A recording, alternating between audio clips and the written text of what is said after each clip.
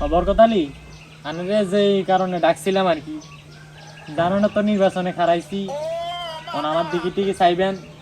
জানো না তো বর্তমান নির্বাচনের কি হাল অবস্থা, জনগণের হাতে জয়, জনগণের হাতে ক্ষয়।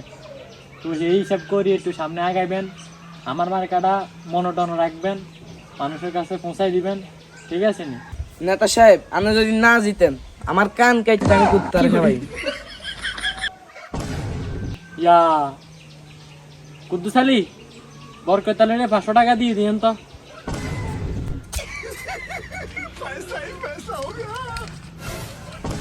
নেতা সাহেব 500 টাকা দিয়ে পেট ভরে কিন্তু মন ভরে না। আচ্ছা ঠিক আছে কুদ্দুস আলী, তাহলে তারা 1000 টাকা দিয়ে দাও।